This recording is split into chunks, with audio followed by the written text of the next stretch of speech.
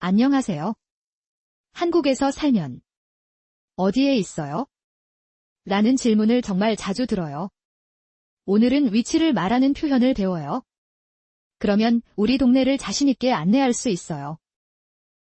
위치는 보통 장소 플러스 위치말 플러스에 순서로 말해요.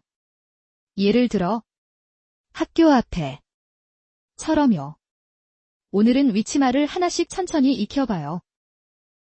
앞은 어떤 것의 정면 쪽이라는 뜻이에요. 예를 들어 학교 앞에서 만나요. 라고 말해요. 장소 뒤에 앞에 를 붙이면 돼요. 자, 천천히 따라하세요. 앞, 뒤는 정면의 반대, 등지는 쪽이라는 뜻이에요.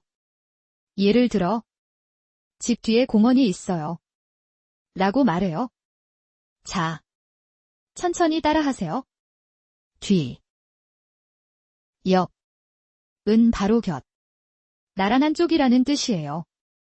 예를 들어 은행 옆에 카페가 있어요. 라고 말해요. 두 장소가 나란할 때 써요. 자, 따라하세요.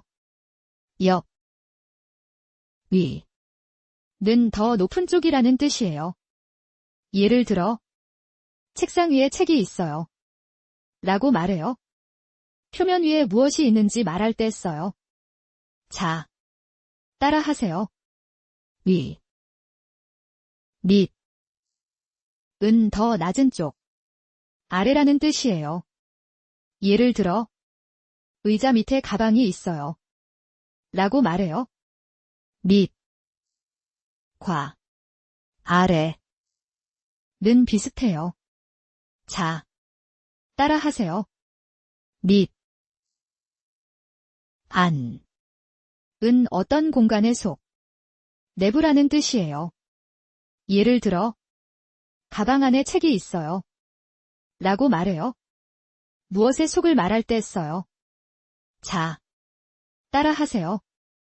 안, 밖은 안의 반대, 바깥이라는 뜻이에요. 예를 들어 집 밖에 자동차가 있어요. 라고 말해요. 안과 밖을 짝으로 기억하세요. 자, 따라하세요. 밖, 사이는 두 것의 가운데라는 뜻이에요. 예를 들어 은행과 카페 사이에 있어요. 라고 말해요. 두 장소 가운데를 가리켜요. 자, 따라하세요. 사이, 왼쪽은 왼편이라는 뜻이에요. 예를 들어 왼쪽에 학교가 있어요. 라고 말해요. 방향을 가리킬 때 아주 자주 써요. 자, 따라하세요. 왼쪽, 오른쪽은 오른편이라는 뜻이에요. 예를 들어 오른쪽에 마트가 있어요. 라고 말해요. 왼쪽과 오른쪽을 함께 기억하세요. 자, 따라하세요. 오른쪽. 이제 장소 이름도 배워요. 마트는 물건을 파는 큰 가게라는 뜻이에요. 마트에서 우유를 사요. 라고 말해요. 자, 따라하세요. 마트. 학교는 공부하는 곳이라는 뜻이에요. 학교에 걸어서 가요. 라고 말해요. 장소 뒤에는 방향을 나타내요. 자, 따라하세요. 학교, 은행과 카페와 공원도 자주 나와요. 은행 옆에 카페가 있어요. 공원 안에서 산책해요. 이렇게 위치말과 함께 쓰면 돼요. 작은 규칙 하나 더요. 위치에는 행동에는 에서를 써요. 학교에 가요. 는 방향, 학교에서 공부해요. 는 그곳에서의 행동이에요. 이제 실제 상황이에요. 누군가 마트가 어디에 있어요? 하고 물으면 학교 앞에 있어요. 하고 답해요. 함께 연습해봐요. 한 번 더요. 은행이 어디에 있어요? 그러면 카페 옆에 있어요.